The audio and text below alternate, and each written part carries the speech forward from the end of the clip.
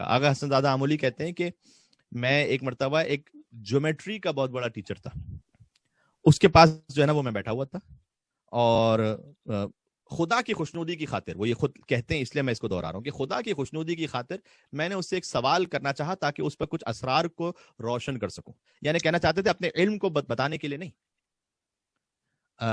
بڑائی ظاہر کرنے کے لیے نہیں, خود نمائی کے لیے نہیں, لیکن ایک بات کے اظہار کے لیے. اور میں نے اس کے سامنے ایک ہوتا ہے جیسے سرکولر سیکٹر ہوتا ہے, ایک ہوتا ہے اسفیریکل سیکٹر ہوتا ہے جیومیٹری میں. اب یہ کہ ہم نے بھی بہت پہلے پڑھی تھی اور میں کوئی ایکسپرٹ بھی نہیں ہوں جیومیٹری میں, لیکن یہ تھوڑی بہت چیزیں جو یاد ہے. سمپل سا یہ ہے کہ دو ٹرائنگل ایک کے اندر ایک آپ بنا دیجئے کہ اندر تین ٹرائنگلز کی اس کی شکلیں بن جاتی ہیں. کبھی ایک سرکل کے اندر ایک ٹرائنگل آپ الگ سے بناتے ہیں, تو اس کو اسفیریکل سیکٹر کہتے ہیں یا سرکولر سیکٹر کہتے ہیں. یہ میں نے شکل بنائی ایک اس ریاضی دان کے سامنے, اور میں نے اس سے پوچھا کہ اچھا یہ بتاؤ کہ اس ایک شکل سے کتنی جیومیٹریکل ایکویشنز نکل سکتی ہیں, کتنی بن سکتی ہیں. تو اس نے تھوڑا سا سوچا, کہتا ہے کہ اس کی 10 شقیں بن جائیں گی. وہی نا امام نے ایک سوال سے 28 شقیں بنائی, تقریباً 22 سے 28 شقیں, تو اس نے کہا 10 بن جائیں گی, اس سے 10 جیومیٹریکل ایکویشنز جو ہے نا وہ حاصل ہو جائیں گی.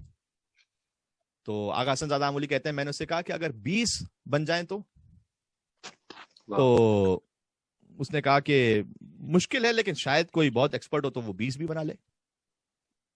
تو آغا حسن زادہ آمولی کہتے ہیں میں نے اسے کہا اگر 200 بن جائیں تو. واہ واہ سبحان اللہ. میری طرف حیرت سے تکنے لگا کہ یہ کیا بات کر رہے ہیں آغا. تو اس کی حیرت کو مزید بڑھاتے ہوئے آغا حسن زادہ آمولی نے کہا اگر 2000 بن جائیں تو.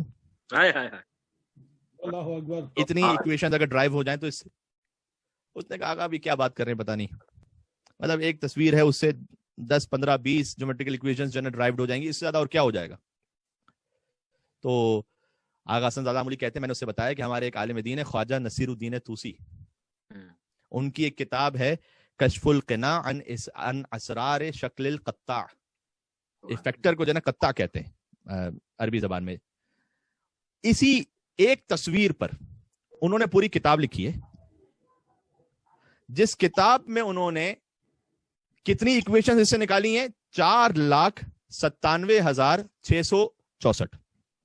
آلموسٹ 500,000. انہوں نے کہا ہمارے ہی عالم ہیں, ان کی کتاب موجود ہے, انہوں نے آلموسٹ 500,000 اس سے ایکویشنز نکالی ہیں. اچھا یہ میں نے کیوں ذکر کر دیا خواجہ نصیر الدین طوسی کا؟ اس لیے دیکھیں یہ وہ ہستی جنہوں نے ٹریگنومیٹری میں جو ہے نا انقلاب برپا کیا, جن کی جو ہے نا وہ 16th سینچری میں جن کی کتابیں فرانسیسی زبان میں ترجمہ ہوئی ہیں. یعنی وہ عظیم عالم جنہوں نے اصول کافی کی شرح لکھی ہے, جنہوں نے اشارات جو ابو علی سینا کی کتاب تھی اس کی شرح لکھی ہے, جنہوں نے عقائد امامیہ میں ایک ایسی کتاب لکھی کہ علم کلام میں جو تاریخ کا دھارا تھا وہ بدل گیا, تجرید الاعتقاد لکھی, جس تجرید الاعتقاد پر سینکڑوں شرحیں لکھی گئیں, جن میں سے ایک خود ان کے شاگرد علامہ ہلی نے لکھی کشف المراد کے نام سے.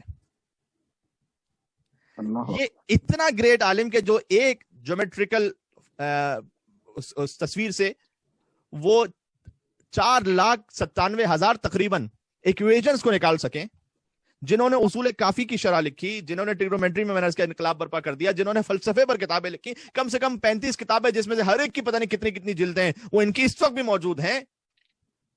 جب ان کا انتقال ہونے والا تھا تو یہ بغداد میں تھے, اور سنیے گا, اور جب ان سے لوگوں نے کہا کہ آپ کو ہم نجف لے جا کر دفن کریں گے, تو انہوں نے کہا کہ نہیں, یہاں کاظمین میں امام موسی کاظم اور امام محمد تقی کا حرم موجود ہے, مجھے حیا آتی ہے کہ مجھے تم ان کے حرم سے باہر کہیں لے کے جاؤ, لہذا یہیں دفن کرنا.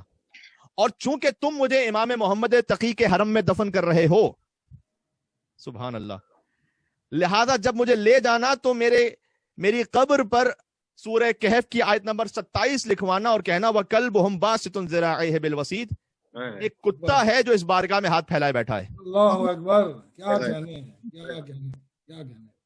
دیکھیں جس نے 500,000 ایکویشنز کو ڈرائیو کر دیا, ہم پھر بھی انہیں باخر العلوم نہیں کہتے, علوم کو شکافتہ کرنے والا, ہم پھر بھی انہیں امام نہیں کہتے.